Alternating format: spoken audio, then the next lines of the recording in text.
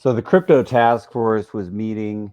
They were discussing all things DeFi. As I was listening to this, it was a parade of different individuals coming up, self aggrandizing.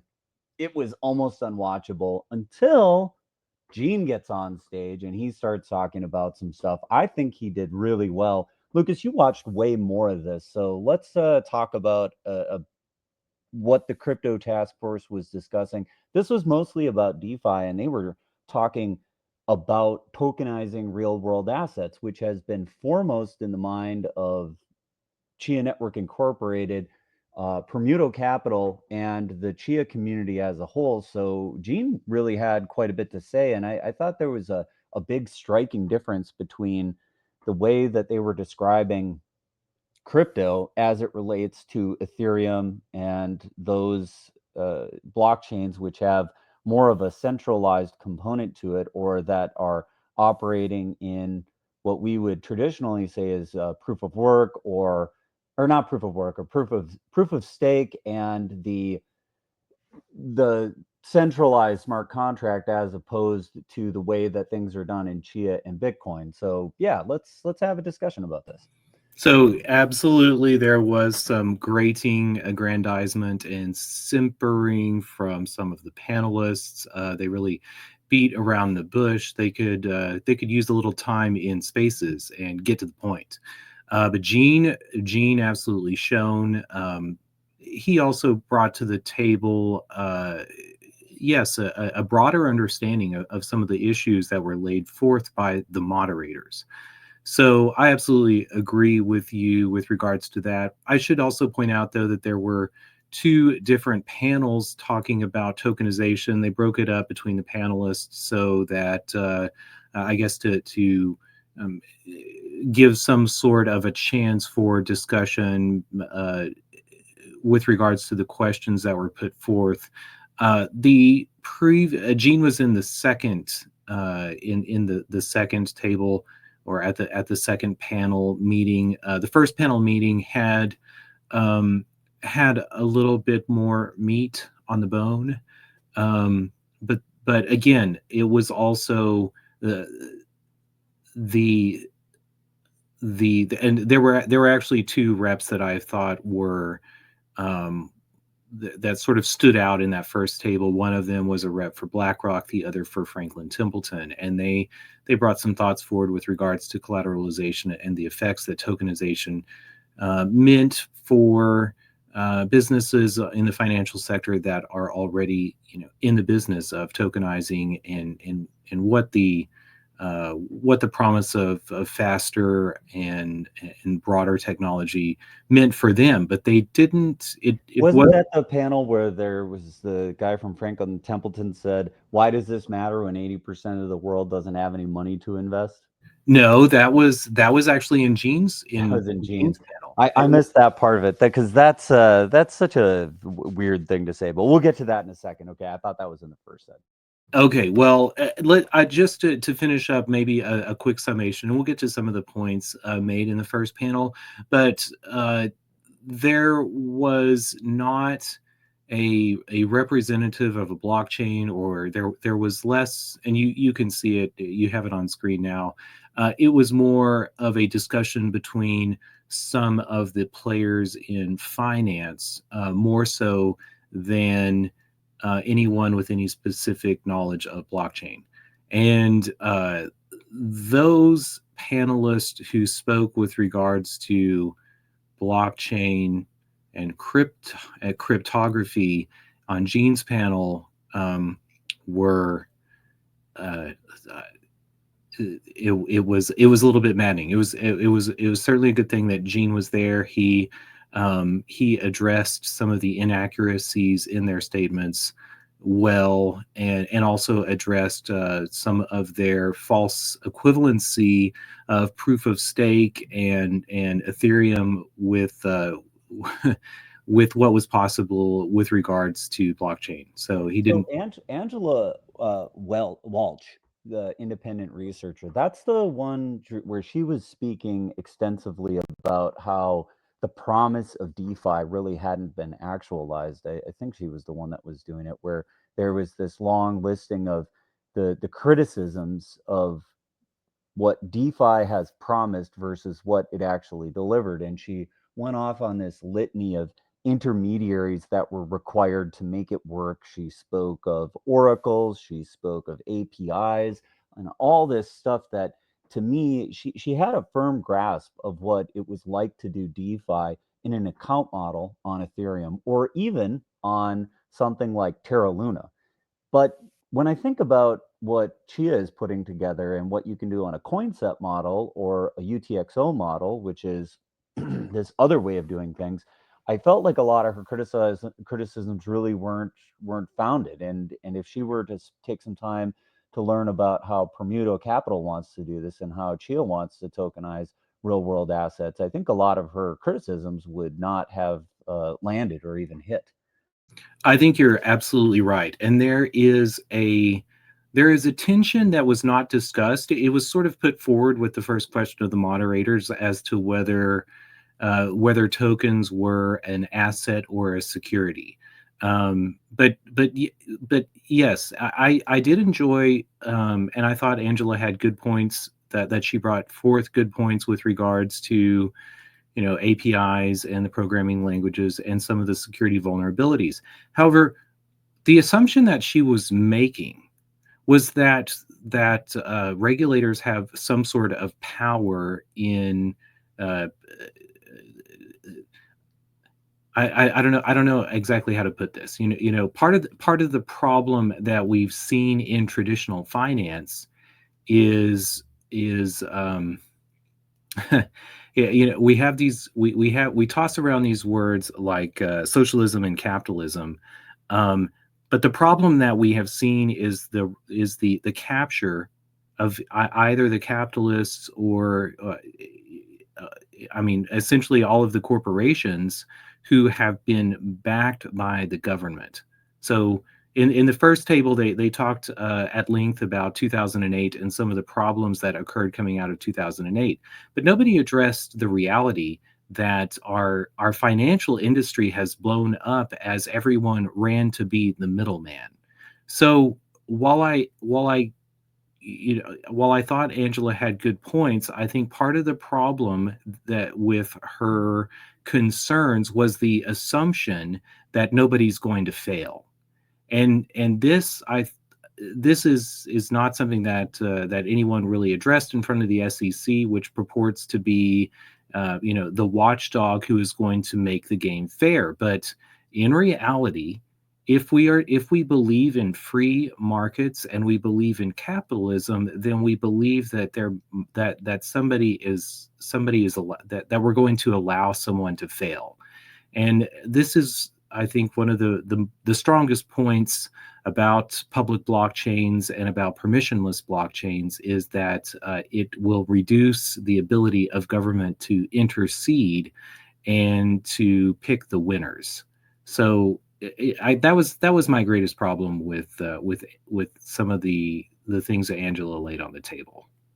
Well, if the regulators are going to do their job, and if they, are going to have teeth, then the bad behavior that exists has to be curbed in a way that it isn't just lip service or these tiny fines that are like a cost of doing business. I think that we've definitely seen the failure of regulators within the world of stock trading, especially when it comes to some of the naked shorting that's been happening. I noted recently that we've got the CFTC got put on administrative leave for potential violations of the law, which is pretty crazy. I don't know if you saw this, but it just speaks to if we're actually going to have a functioning market where certain actions are not allowed, it has to be where the regulators are actually doing their job and the cost of doing the bad behavior is quite high. This just does not work if we're in the world of having these regulations and then not actually enforcing it in a way that makes it a detriment to doing bad things. And I think a lot of the panelists really seemed like they were from the traditional world. Were leaning on the fact that they thought that regulators would actually do their job, would actually be working for what they're purportedly tasked with doing. And I think a lot of the world of DeFi was saying, well, we really don't have functioning regulators. We should really be enforcing this through, the operations of the blockchain and through finality and things that occur because of the mechanisms of the chain itself. Right, and it is interesting to look at this failure of the CFTC, and also to bear in mind the difference between the CFTC as a regulatory agency. It's funded directly by the government rather than in these sort of the account model that our other financial regulation institutions are funded by.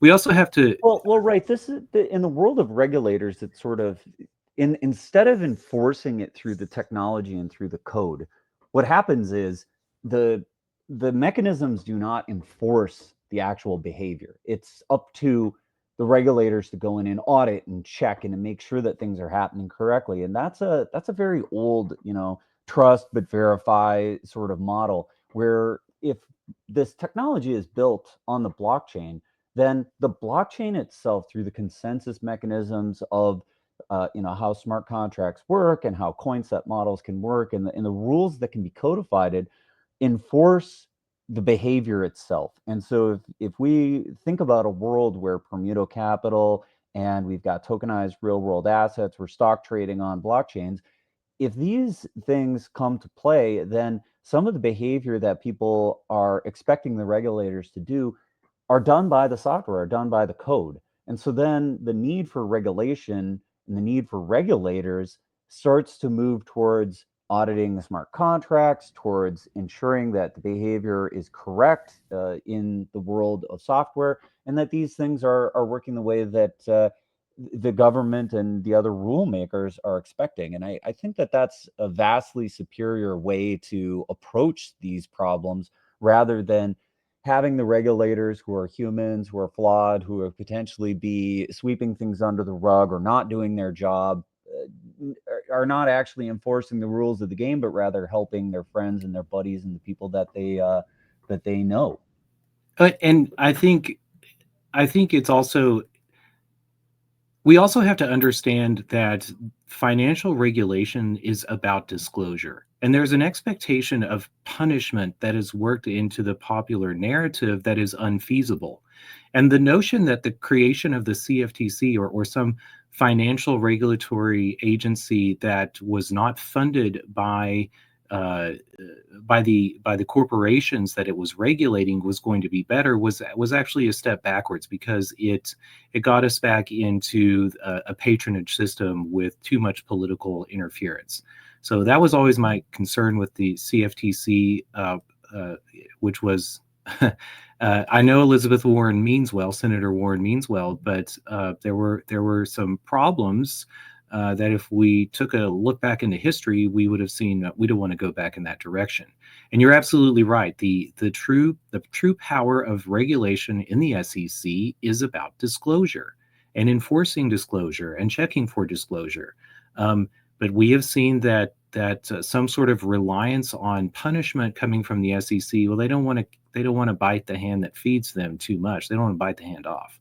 They Well, want and to the get wheels of justice turn so slowly. I mean, half of what happens with these regulators is bad behavior is identified, but we have task forces and we have investigative panels and people get dragged forward and years go by before anything really happens. And a lot of times, these things are happening in the moment and they're happening fast. And it's like, well, we'll deal with the consequences later. We'll see how much teeth the regulators really have and we'll fight it out in court. And that is not a recipe for having functioning markets and having the markets behave the way that you want. It's more of the Wild West, I think. And if blockchains can bring sanity to that, if they can bring normalcy to how we want the markets to operate, because this is the way that we all agree that the markets should operate, then enforcing it through code and saying that the only way that we would have deviation is if the contracts or the code is written wrong. If there's some kind of flaw in it,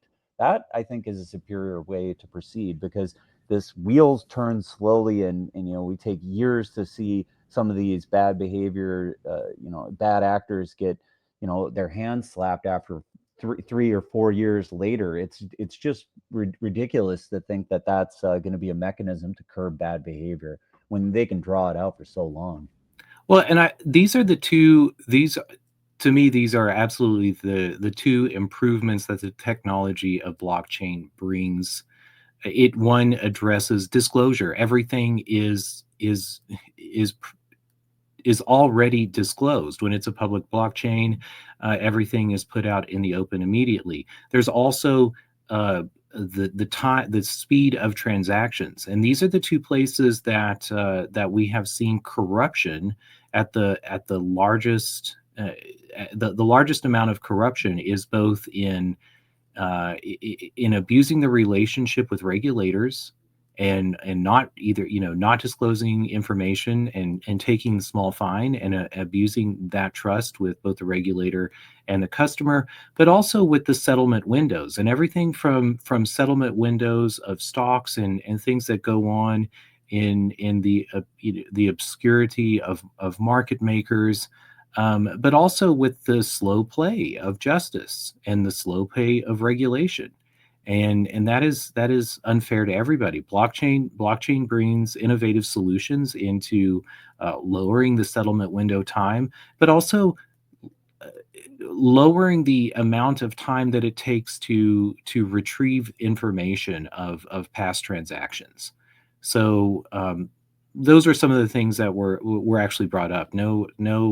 Uh, no admission of ongoing corruption was made by, especially some of the financial players who might be benefiting from that. But everyone has an eye on blockchain, and I think some of those players that people might think most problematic with, especially like settlement window issues, are very excited about, or I think are earnest in their excitement about blockchain technology, because you don't climb to the top of a corporate ladder by corruption alone. There must be some sort of idea to the actual service that you bring to the world. At least that's the way I see the world, and I think those people who head some of these companies earnestly believe that they provide benefit to the markets and to investors in some way, and only are forced to engage in corruption because when there are systemic problems, you gotta act according to the system. But we've gone down a financial rabbit hole, or a philosophical rabbit hole. Are you ready to turn back to some of the points that were brought forth? Absolutely. There was another exchange that occurred where I think it was Angela that was talking about some of the problems that exist within DeFi. And I was again thinking about how different it is on Chia to do some of these things, where they were talking about the problems that can exist when you get into issues where you don't truly have custody over your own assets. And what happens if you end up in a situation where you're dealing with bankruptcies and you're trying to sort out, where the actual assets lie. And again, it made me think about CoinSet model in the way that when you have an asset on Chia, you're more in control of it than you are in an account model, where in the account model, you're sort of renting space in somebody else's database, which traditionally has been the way that we almost always operate in all of finance. If you think about your bank, if you think about the way that the US financial system is set up, credit cards, these are all databases that are run by private entities that are keeping track of whatever is supposedly yours. And this is why you can get rugged. This is why, people are getting their assets seized in these very, esoteric ways where they suddenly find themselves without access to their own money. And it's the difference between cash and these electronic databases that are controlling wealth. And all stock works this way, pretty much all money works this way, except for the cold hard cash that you got in your wallet that you can't have it ex post facto taken from you. And when you think about how Chia is approaching tokenization of real world assets, the way that they're thinking about self custody, the way that they're thinking about what you can do with some of the infrastructure that they've got with respect to cats, restricting trading to specific individuals that can prove that they have a certain disposition, or restricting certain types of interactions. I thought that all these things came up and they sounded like they were unsolved problems, except for they are solved problems, but they're just not solved on all chains. They're not solved in these other account models because they've repeated a lot of the mistakes that exist in traditional finance. And that was, I think, brought forth by, well, it was in the second panel. I think it was brought forth by um, Hillary Allen, the professor of law from American University. I don't know if she heard the earlier panel, but they also touched on the same subject. And the example was brought forth of the difference in time of the settlement of the collapse of Lehman Brothers and determining who actually owned the collateralized assets in Lehman Brothers versus Terra Luna.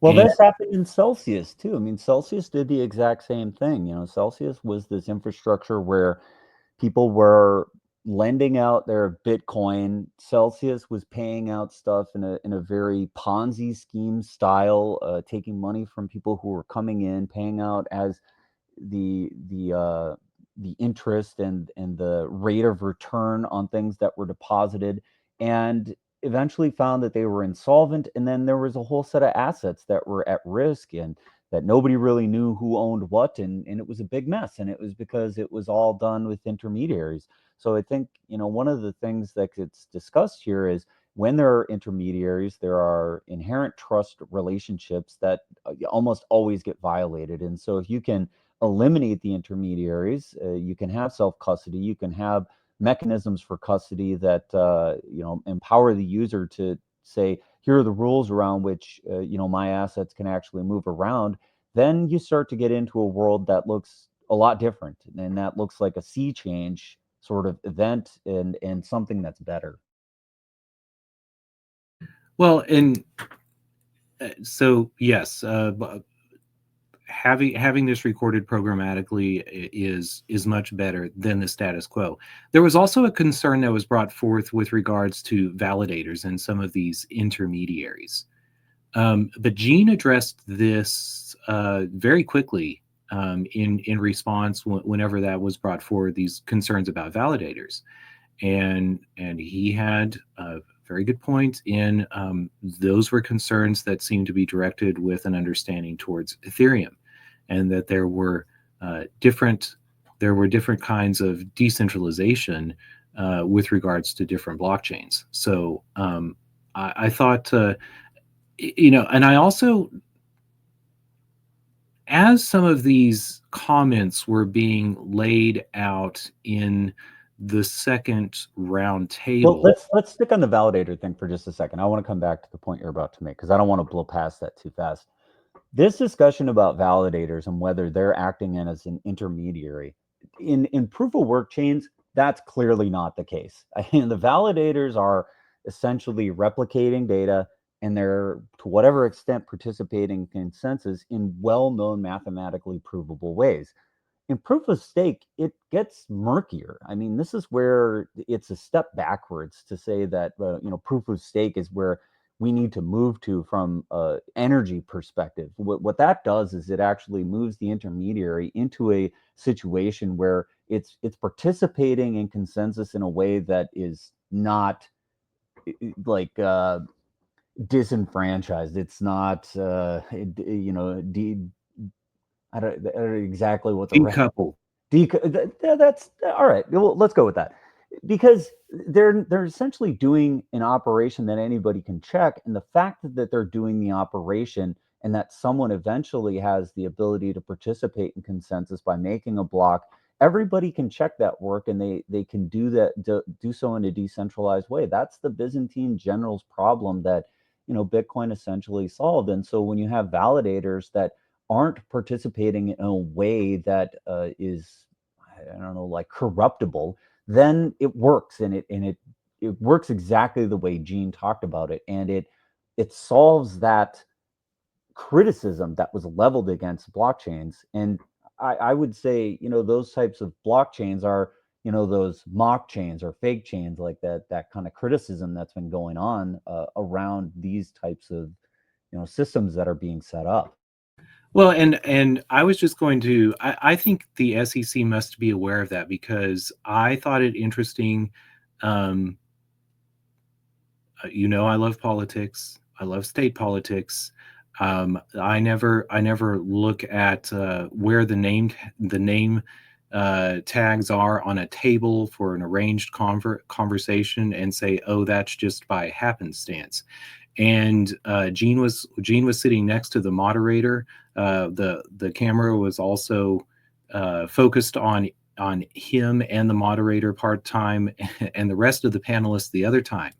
And I think the placement of somebody who had a great amount of technical expertise and also experience with a programmable, decentralized proof of work chain was intentional. And the points that Gene, uh, I don't know. I just thought that there was something to that, and it hinted at the SEC's sort of privileging, or trying to give him a little higher seat on the podium. I mean, think about how different this is to have Gene up there representing Chia, like what Chia wants to do with Permuto Capital, versus somebody like Justin Sun or Do Kwon or any of the rest of the frontman for the rest of the blockchains that exist. I would even throw the Talon Buterick up there. I mean, can you imagine having any of the rest of those guys try and sit on that panel and honestly describe what their chain is doing and the technical ramifications for markets?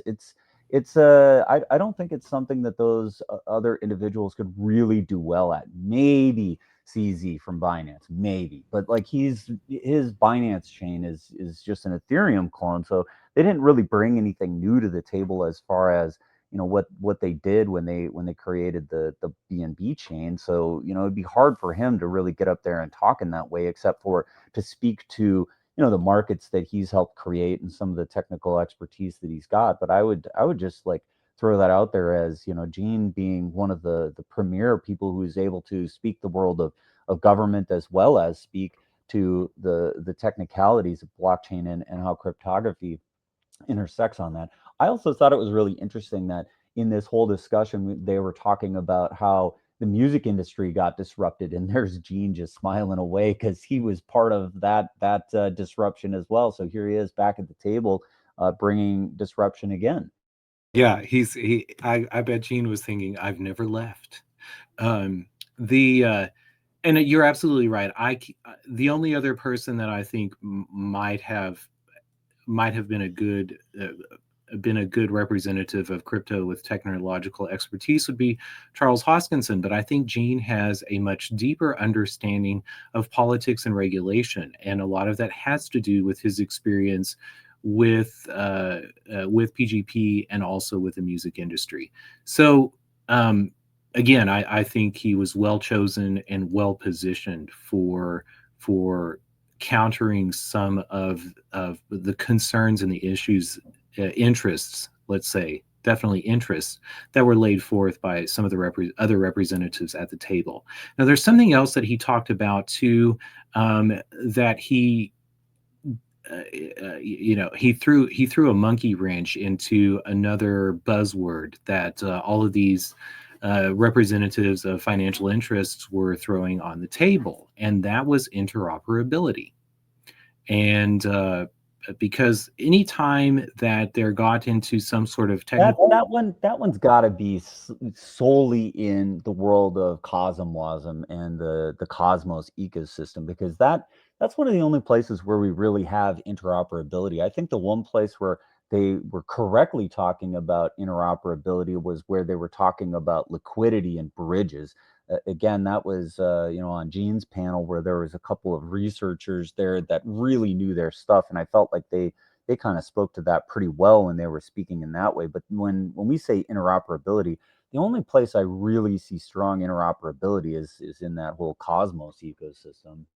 well, but the interoperability was being thrown around as a get out of jail free card when it came to liquidity concerns put forth to these financial institutions, and they were saying, well, we'll have we'll have more liquidity because we can have interoperability between all of these chains. And Gene has talked about, one chain to rule them all, one chain to bind them. And I think this is where he is prescient in that understanding, because liquidity will be an issue with tokenized assets. And I don't, I understand bridging, but I don't understand what sort of, I don't, I don't, I see that as being a point of great vulnerability. So, and if it's not technologically feasible too, or there are security issues at these points of interoperability, then it's unnecessary to pretend that any number of proof of stake chains should be considered for a seat at the table. So anyway, I just thought Gene was right on point with pointing out pointing out the problems with interoperability. Also, Gene's panel started the second comment. One of the I believe it was for, actually I'm not sure uh, who brought forth. Oh, it may have been, no, I won't say it. I'm not sure who I could attribute it to. But one of the panelists said that the tokenization or the fractionalization of assets was a red herring, and she said specifically that 50% of Americans were living paycheck to paycheck. So adding fractionalization to securities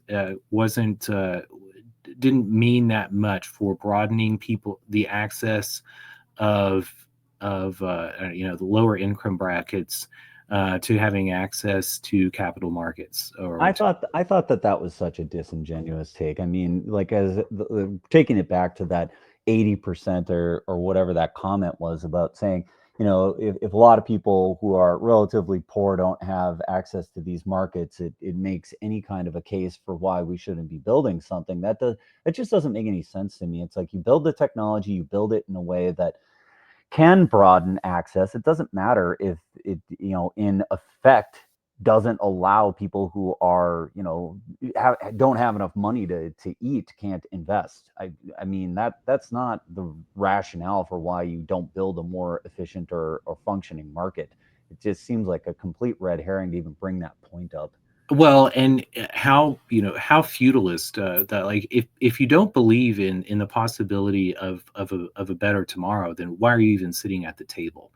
Um, and not only that, to also not acknowledge the corruption uh, that has created the disparity in fairness, and the separated classes that exist in the world today, and have no solution for that to lay forth either. Yeah, I thought it it left a bitter taste in my mouth whenever she was making that statement, and Gene hopped in immediately afterwards and addressed that. And he said, he brought up not only the the lower threshold that fractionalizing assets can bring. So you can buy a piece of a Microsoft stock instead of one whole stock, or whatever that may be. But he also brought up the what Permuto Capital is doing with breaking dividends from the asset certificate. So and he addressed what the lower transaction costs of blockchain and making this programmatic can do for uh, giving smaller cap investors opportunities to engage in. And I think he was very I think he's absolutely 100% right in the points that he made there. And I think that the lower transaction costs of blockchain and programmable monies bring towards financial institutions is actually what threatens them the most. So I was glad Yeah, that because it, he. it takes out the rent seeking. It takes out that make money by not doing anything. That I think to whatever extent we can always remove friction and remove those rent seeking entities. You make things better and it, access to the market. I fees these things are going to fluctuate. It's like saying that the fees are lower on blockchains. Like maybe it depends on how things play out. Like fees could be substantively the same at some point, but the thing is it wouldn't be fees being paid to rent seeking entities. They'd be fees paid to the operation of the infrastructure itself, which is a much different situation. Well, and Gene also being a represented there from a technology company rather than a financial company, he did not have an interest in saying, "Oh, there's a magic curtain and there's a magic box behind there, and you wouldn't understand it. So just pay us our fee and don't ask questions, and it'll be all be good for us in the future." So I was glad that he put words to that, and it wasn't done in a threatening manner towards financial institutions, but they understand that, or those who will be successful are going to understand that the service that they bring to the table will be an understanding of assets and diversifying assets and seeing the pairings and the futures of assets, and making financial products based on those, not based on the money that they were receiving for nodding their heads and ensuring people that the paperwork had been done previously on these assets. One final thing, that because we're running out of time here, in the first crypto roundtable, it was the representative of Franklin Templeton, um, brought forth the point that blockchains, or I think it was more so that tokenized assets, because I doubt, I'm sure they used just their own private database. But she said that tokenized assets had given Franklin Templeton the ability to uh, to place an evaluation on the or put a number to the value of a portfolio every second, rather than waiting till the next day and looking at the close of market from the previous day and evaluating a portfolio, from day to day, and based on the previous day's price. So I think also one of the hardest to see innovations is going to be is this, not instant, but a much smaller time window according to the evaluation of a portfolio, and of whatever asset is tokenized. And talking again, going back to this abuse that is wrought upon markets by time windows that are expansive enough for people to make smaller trades, or engage in some sort of perfidy in with whatever knowledge that they can gain inside of that time window, will be minimized the smaller that the time windows of both transactions but also evaluations can be reduced to. So that's something to think about and to keep an eye on. All right. Fascinating to listen to the Crypto Task Force. If you got a chance to watch it, leave a comment. If you haven't had a chance to watch it yet, maybe check out the transcript because it's a little painful to watch. And there are only some, very select moments. Hopefully, we get the super clip that somebody puts together that shows all the really good parts. Because if you watch this thing straight through, you're going to be wading through a morass of just garbage. But there's some real good points in there. So if you manage to watch through the whole thing, I think you'll find some gems in there. But otherwise, pretty tough to sit through the whole thing. But I think you said it best. That's just government. That's just par for the course. Yeah, that's how government works. Yeah. No, if there was ever an advertisement for the 2x audio button, yeah, click it, because it'll get you through a lot of hemming and hawing. A lot of ums and ahs and really bad points being made. But yeah, we'll check you next time on FOMO.